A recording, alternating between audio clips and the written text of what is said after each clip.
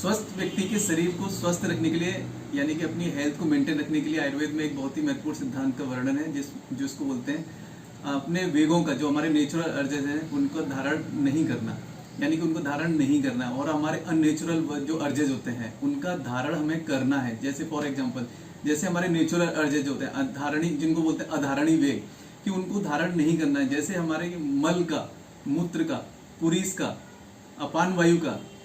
और जैसे कि निद्रा का है, अपने आंसुओं का है, भूख का है, प्यास का है। क्योंकि आजकल की जो लाइफस्टाइल है ना, बहुत सारी जो हमारी हेक्टिक लाइफस्टाइल हो गई है, जैसे बहुत सारे ऑफिस वर्कर होते हैं, काम कर रहे हैं, अगर मान लो मूत्र का वेग आया हुआ है तो होल्ड करते हैं, मल का वेग आया है तो होल्ड करते हैं, तो उससे हमारे दोषों की बहुत सारी विकृतियां होती हैं जिसकी वजह से व्याधि उत्पत्ति होती है। ऐसे ही हमारी अगर भूख लगी है, अगर हमें प्यास लगी, जैसे एक पर्टिकुलर टाइम पे हमारी बायोलॉजिकल क्लॉक सेट होती है, अगर हम एक पर्टिकुलर टाइम पे लंच जैसे होता है 1 से 2 के बीच में ऑफिस में, या शाम को इवनिंग का डिनर का टाइम है 7 से 8 9 बजे टाइम है, अगर हमने उसको डिले कर दिया, यानी कि पर्टिकुलर टाइम पे हमारी सिक्रेशन, एंजाइम्स के हार्मोन के सिक्रेशन होते हैं बॉडी में, जिससे हमारी नेचुरल अर्ज होती है कि हमें भूख लगी है, भूख अभी हमें खाना चाहिए, लेकिन हम उसको अगर हम डिले करेंगे, उसके वेग को हमने धारण किया, तो वो क्या करेंगे, वो भी हमारे दोषों को विकृत करेंगे। तो ऐसे हमें ये गलतियां नहीं करनी है। हमारे आयुर्वेद में 13 प्रकार के अधारणी वेग बताए हैं टोटल। एक उसमें से सबसे इंपॉर्टेंट एक अधारणी वेग है जो आजकल की लाइफस्टाइल में बहुत ही ज्यादा कॉमन हो गया है। जैसे कि बहुत सारे यंगस्टर्स होते हैं, वो हमारे श्रमजन्य श्वास को धारण करते हैं। जैसे कि जिम वगैरह में अगर वर्कआउट करते हैं तो वो क्या करते हैं, हमारी बहुत सारी जब हम एनर्जी, जब हम जैसे दौड़ते हैं, ट्रेडमिल पे चलते हैं, तो हमारी श्रम के से उत्पन्न श्वास है, तो उसकी हार्ट रेट या हमारी रेस्पिरेटरी रेट, हमारी श्वास की गति जो होती है वो तेज होती है, तो उसको धारण नहीं करना है, मतलब उसको आने देना है, उनकी जो गतियां हैं उनको आने देना है, ताकि वो फिर वो जैसे जैसे हमारी गतियां आती हैं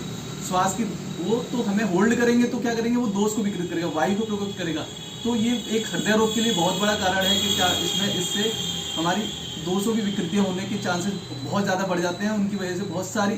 सारी व्याधियां उत्पत्ति होती हैं। और दूसरा जो अर्ज है वो हमारा है अननेचुरल अर्ज, यानी कि जो हमारे जैसे मानसिक अर्ज होते हैं, जैसे काम का है, क्रोध का है, मोह का है, लोभ का है, ईर्ष्या का है, द्वेष का है, ये हमें धारण करने हैं। यानी कि अगर किसी पे कभी क्रोध आ रहा है तो हमें वो एक्सप्रेस नहीं करना है, उसको धारण करना है। अगर धारण करेंगे तो इससे हमारे दोष बैलेंस होते हैं। अगर हमने उसको धारण नहीं किया, हमने एक्सप्रेस कर दिया अपने क्रोध को, लोभ को, मोह को, ईर्ष्या को,